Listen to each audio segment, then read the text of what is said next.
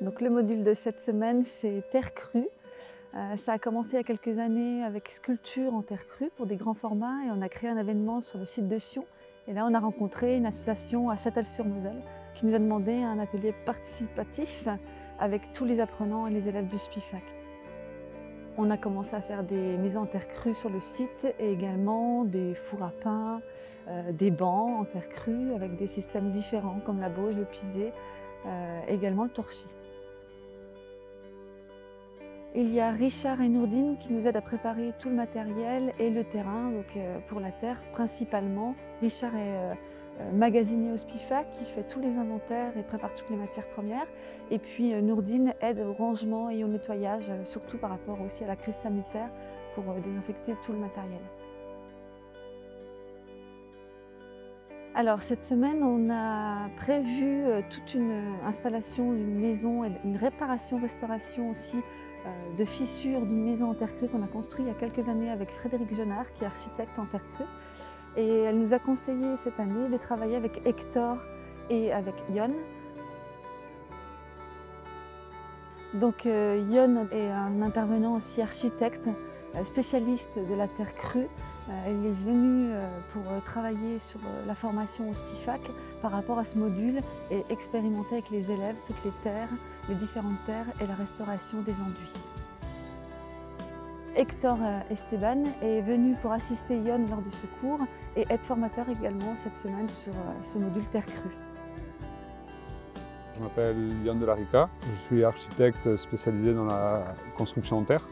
On a fait un peu de théorie le matin où on a vu l'architecture de terre dans le monde.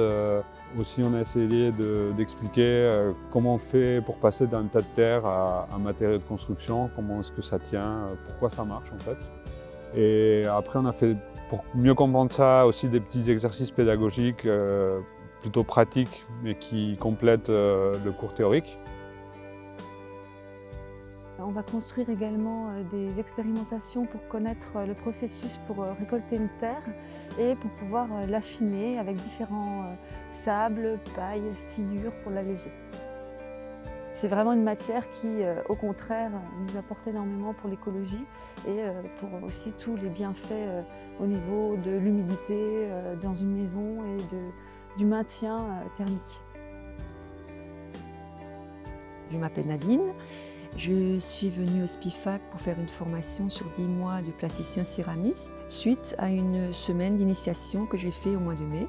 À côté de la sculpture que je pratique depuis 2 ans, je dessine également depuis une dizaine d'années et j'espère que je pourrai associer mes dessins à mes sculptures pour travailler peut-être par la suite avec des personnes âgées avec lesquelles je travaille déjà maintenant ou alors pour me lancer pour ouvrir mon atelier. Le thème de la semaine, c'était l'architecture, construction en terre crue. Et on a étudié donc le potentiel de la terre et ses caractéristiques. Et on a découvert qu'avec les 3 éléments, la terre, l'eau et l'air, on arrive à créer des matériaux de construction. Et d'après les fonctions que ce matériau doit remplir et en créant des maquettes, on a pu définir quelle proportion de terre, de sable et d'eau était nécessaire pour réaliser les mélanges. Par exemple, on a créé des maquettes, 3 maquettes avec 3 terres différentes et en aval, après séchage, on a décidé d'après le résultat quelle terre on prendrait pour faire l'enduit. On a identifié des petites pathologies, des petits dégradements qu'on a réparés en fait pendant la semaine. Au SPIFAC, on a la chance de pouvoir mettre en pratique la théorie et avec à l'extérieur une cabane qui est construite au fur et à mesure des stages en terre crue par les différents apprenants et cette année, on a travaillé sur l'enduit intérieur et extérieur.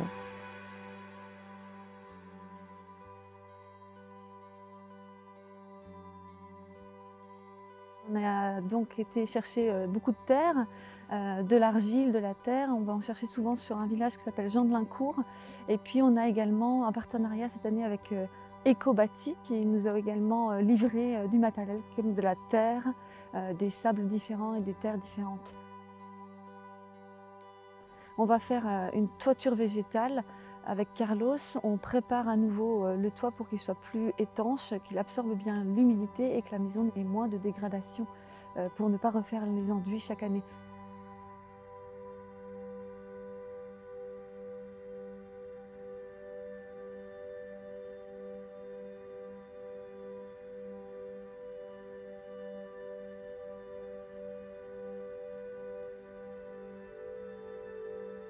On a aussi construit quelques petits ajouts dans la cabane pour voir différentes techniques constructives. On a fait de la boge, on a fait un banc en boge, on a fait des enduits intérieurs et extérieurs plus ou moins épais et avec l'ajout de fibres. Et là aujourd'hui on va faire aussi un peu de torchis, on va faire une porte avec un panneau de terre et de bois. On va travailler cette technique du torchis. En fait c'est des panneaux qui ont une structure bois sur laquelle on va fixer une canisse, du roseau. Et après en fait on va faire un enduit avec de la terre et des pailles courtes pour faire vraiment un recouvrement de cette canisse le plus fin possible, parce que là ça va être une porte, du coup il ne faut pas qu'elle soit très lourde. Et voilà, donc on va essayer de faire vraiment un panneau au plus fin, donc au plus léger aussi. L'enduit extérieur, on a décidé, il y avait plusieurs points où il y avait eu des écoulements d'eau dus à des problèmes de l'ancienne toiture qui vient d'être refaite aussi. Et du coup, il y avait des points où il y avait des gouttes d'eau qui étaient tombées pendant plusieurs hivers et qui avaient dégradé les enduits. Du coup, on a repris ces parties-là, et pour ne pas tout refaire, on a pris la décision avec le groupe d'élèves de faire plutôt une forme comme ça qui fait tout le périmètre, qui monte à des endroits où il fallait plus couvrir et qui redescend. Après, on reprend toute la partie basse qui a été celle qui a plus pris l'humidité. Et voilà, donc on a un peu réfléchi en termes de réparation, mais aussi en termes de design et d'aspect. On a choisi aussi une terre qui contraste bien avec celle qu'on avait, pour que ce soit aussi joli. L'idée est de faire plusieurs maisons en terre, là c'est l'igloo de terre, pour accueillir les stagiaires. Donc il y a un espace cheminée, lit, banc, pour pouvoir aller manger à midi, se restaurer. Et du coup l'idée c'est de faire un petit village de maisons en terre crue. C'est la deuxième année que je participe à cette formation.